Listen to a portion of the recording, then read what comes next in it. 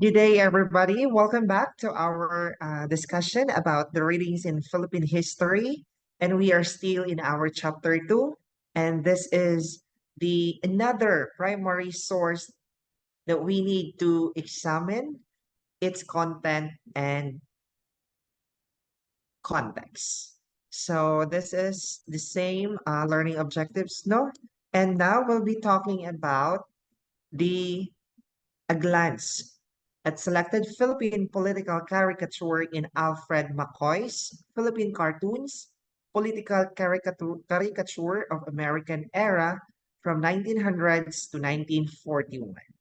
So with this topic, no, during the American era, ang Philippine political caricature or cartoons, it gained a full expression during the American era. And of course, ang mga Filipino artists recorded a national attitudes toward the coming of the Americans as well as changing mores and times. So, with this discussion, no, it also provides a valuable insights into a political climate of the Philippines during the period through the lens of what? Political caricature. So, again, we'll be talking about the political caricature of the American era from year 1900s to 1941. But first, let's have a background about Kang Alfred W. McCoy. Born on June 8, 1945 in Massachusetts, USA, a professor of history at the University of Wisconsin, where he also served as the rector of Center for Southeast Asian Studies. So again, isa siya ka director and a professor. He specialized in the Philippine political history and global opium trafficking. Also, he spent the past quarter of his life writing about the politics and history of the opium trade. And these are the awards that he earned. First is the Philippine Catholic Mass Media Award, Best Book of the Year for 1985, and the Philippine National Book Award for History year 1986, and Gintong Aklat Award in Manila, Special Citation for History in year 1987. And these are the other popular works of McCoy.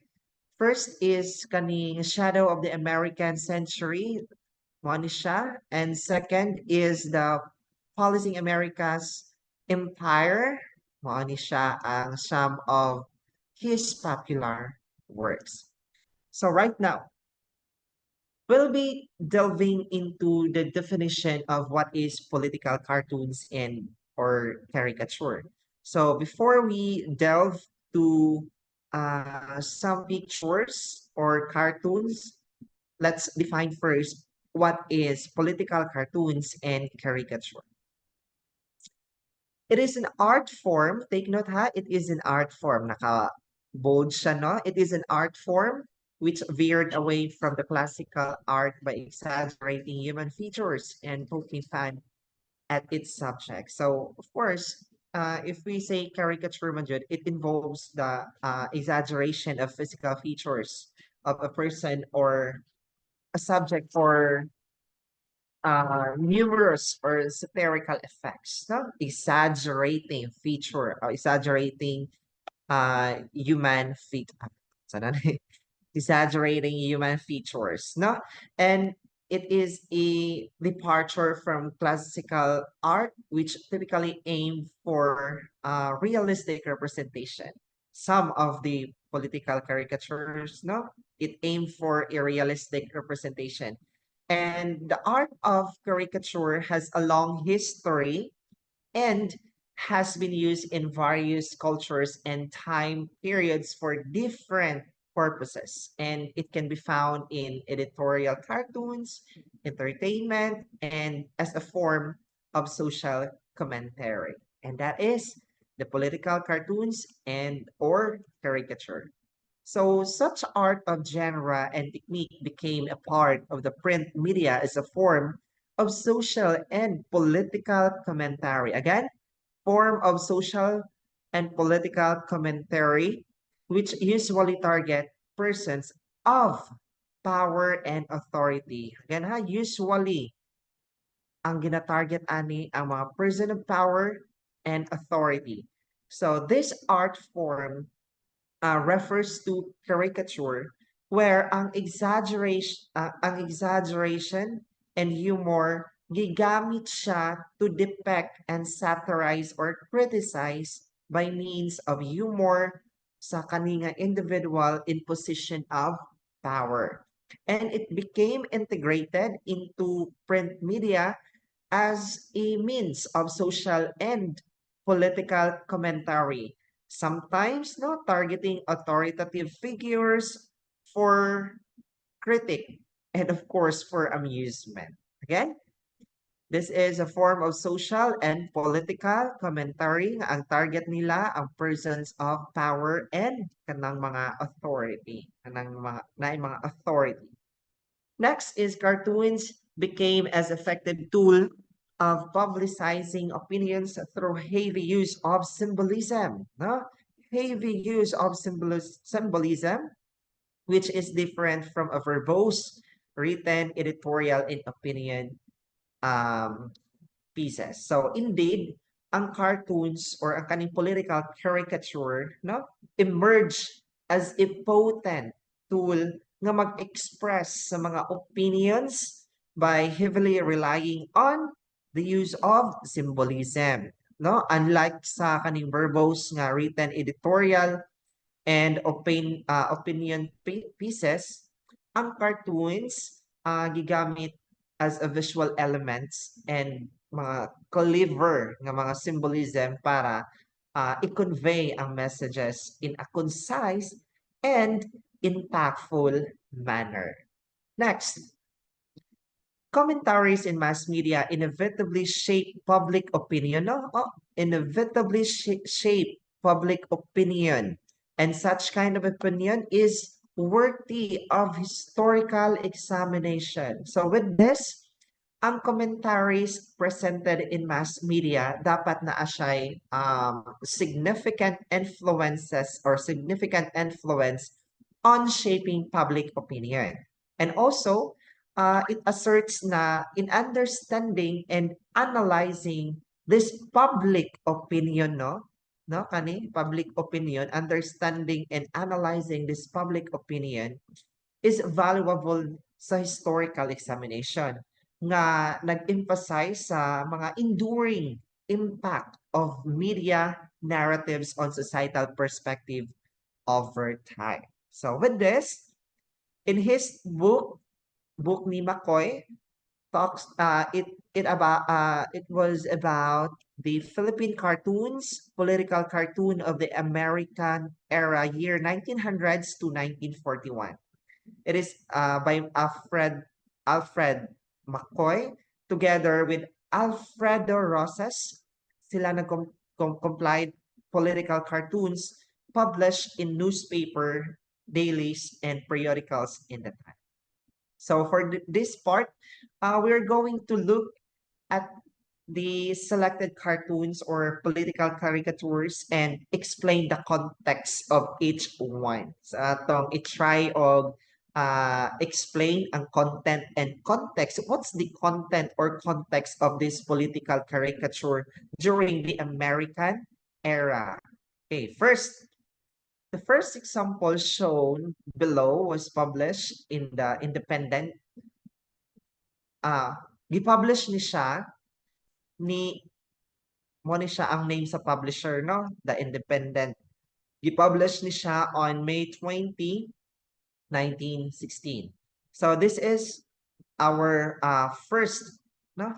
Atong first example of Philippine political caricature. Sa atong tan-awon, unsa ni about the picture. So this cartoon shows a politician from Tondo named Dr. Santos. Mo ni siya ang politician from Tondo, si Dr. Santos, nga passing his crown, no? Passing his crown to his brother-in-law nga si Barcelona, Dr. Barcelona. So, what's next? So, a Filipino guy, mo ni siya, Filipino guy, no? A Filipino guy as depicted wearing salakot, wearing salakot and barong. No? Barong iyang gigamit diri. Was trying to stop, nagipastop niya. Si Dr. Santos telling the letter to stop giving Dr. Barcelona. No, telling the latter to stop giving Dr. Barcelona the crown because it is not his time to begin with. No, di ba gipugnan sa mga Filipino nga nganong sa ni gipugnan no sa Filipino gay nga nganong ipas man ang crown nga wala pa man nahuman ang imuhang term, di ba? Next. Next picture. The second cartoon was also published by The Independent on June 16, 1917 and drawn by Fernando Amorsolo. Again, na-publish ni siya ang kaning second cartoon on June 16, 1917 gibuhat ni Fernando Amorsolo. Ato tan-awon kung unsa ni siya. So the cartoon was aimed as a commentary to the workings of Manila Police at the period. Again, workings of Manila Police at the period. So ang kaninga cartoon nag-indicate ni siya sa intention of serving as a commentary on the operations or kanang functioning of Manila Police during this period na. And cartoons often or sometimes use we all know naman nga cartoons often use for humor or kanang humor to convey critics or observation about mga societal issues. And sa kaninga cartoon, no, sa kaninga cartoon, the focus is on the action, no, focus on the action or policies of the Manila Police. Ato pananawon o sa panisya. We can see a Filipino child, no? Filipino child, ano siya, who stole a skinny chicken because he had nothing to eat. And the police officer, the police officer was relentlessly pursuing the said child. Di ba nakita nato sa cartoon nga ang police was harshly no pursuing the child nga iya jung dakpon. And a man wearing salakot and barong was labeled as Juan de la Cruz nga gigrab niya ang police officer telling him to leave the small time pockets and thieves and to turn at the great thieves instead. No? Gi-insist ni Juan de la Cruz gi-insist ni Juan de la Cruz nga pasagdai na lang ang bata kay gigutom. And instead nga mag-focus sila sa kaninga bata, mas mag-focus sila ang kaninga mga pulis sa mga great thieves nga bulto-bulto ang mga gipangkawat nga gipasagdan lang. And presently, no? Nahitabo po ni siya and we are experiencing that in our present days. And he was pointing to huge warehouse, no? Ang katabi taong giingon din hiya nga instead nga mag-focus sa mga great thieves, no? Instead, mo ni ang iyahang gi-point out, no? Nga katong mga containing a box of rice, milk, and grocery products. Mag-focus sila aning mga thieves of rice, milk, grocery products, and many more. Instead nga mag-focus sila aning gamay lang na gikuha. No? Kay grabe to sa una, sa American Air. Next, the third cartoon was a commentary on the unprecedented cases of colorum automobiles in the city streets. So, ang kaning third cartoon, no, it served as a commentary on notable exceptional instances of colorum automobiles in the city. No, mga colorum nga automobiles in the city streets. And sorry. And we all know naman sa nga ang kolorom, no? It typically refers sa mga any types of vehicles operating walay proper permits or licenses. And also, ang kaninga cartoon po, no, is likely aimed nga i-highlight and i-critic ang increasing or katong unusual prevalence of such unauthorized vehicles sa mga urban environment and offering a visual or mga spherical perspective on the issue. Katong-tanawan unsa pa ni siya.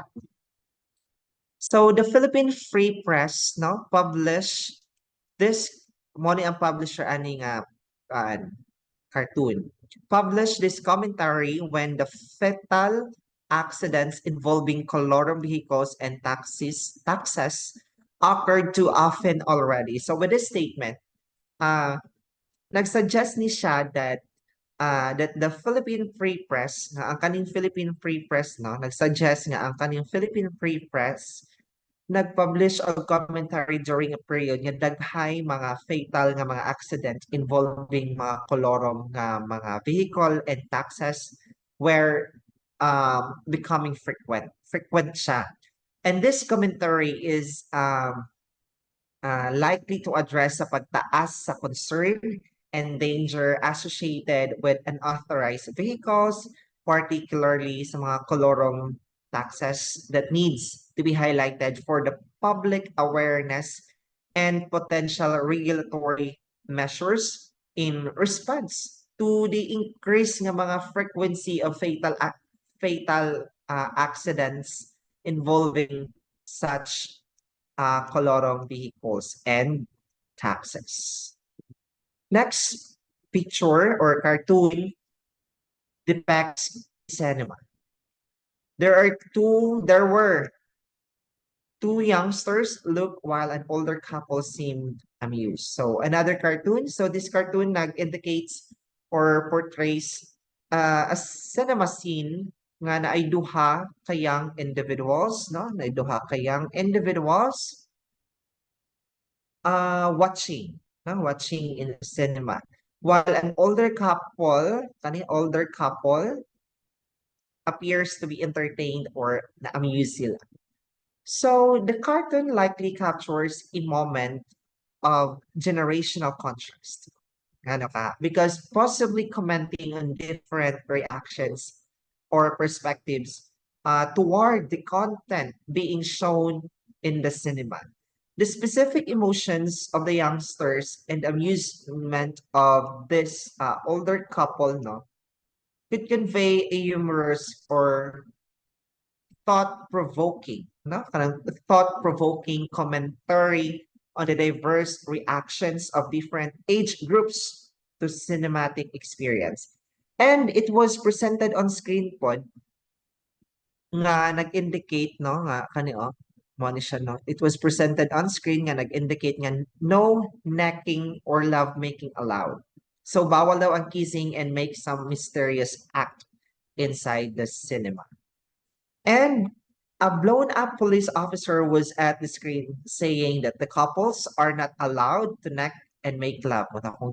Therefore, this cartoon suggests nga ang image of a police officer, no? Ang image of a police officer is displayed on the cinema screen nga nag-ingon or delivering a message nga ang mga couples daw are prohibited from engaging in an intimate activities such as necking or kissing and making love within sa theater. Di ba?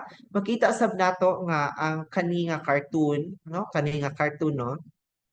Um, it appears to be a satirical commentary on societal norms. Isa po siya na sa societal norms, no? And regulation in regards of public behavior once nga mo enter ka in cinema. The fifth cartoon was published again by the Independent on November 27, 1915. So, unsay pasabot ani nga cartoon? Let's check.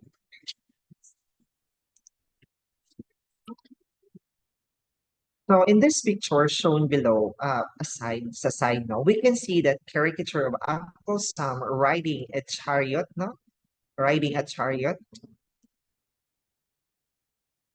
pulled by the Filipinos wearing school uniform. So mo ni siya si Uncle Sam pulled a chariot nagi-pulled sa mga Filipinos. The Filipino boys were carrying Americans objects, no? Mga like baseball bat, mga whiskey, and boxing gloves, no? Nakita nato na siya din ha. And McCoy, in his caption to the said cartoon, says that this cartoon was based on an event in 1907 when William Howard Taft, no, president ni siya, was brought to the Manila Pier riding a chariot pulled by the students. Students of Liceo de Manila, such was condemned by the nationalists at that time. So to analyze this, no, the Americans are controlling the Filipinos, and this is how American controlled us. The next cartoon was published by Lipang Calabao on August 24, 1907. So in this picture shown, no, aside, we can see that Uncle Sam rationing porridge to the politicians and members of the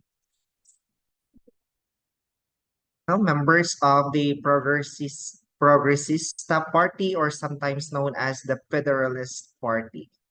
And while members of the Nationalist Party look and wait for their turn, mo sila, no? Sila. And this cartoon depicts the patronage of the United States being coveted by politicians from one party over the other. So therefore, it shows of how, it shows of what kind of society and politics that we had during the American era or during this period, no? And it talk also about the political parties, nga katong nationalist and katong mga, ang isa nakalimot ko, nationalist and progressista party, no? Yes, no, na kung kinsa ang mas powerful dito sa ang uban, then after how many years dito na dayon maglangot kay gi-brainwash ra ang uban to make it believe, and that is a sad reality. So that's the end of our discussion about a glance at selected Philippine political caricature in Alfred McCoy's Philippine Cartoons, a political caricature of American era, year 1900s to 1941. Thank you so much, everybody, for listening our video presentation, and I hope that you learned something with this discussion. Thank you so much and have a great day.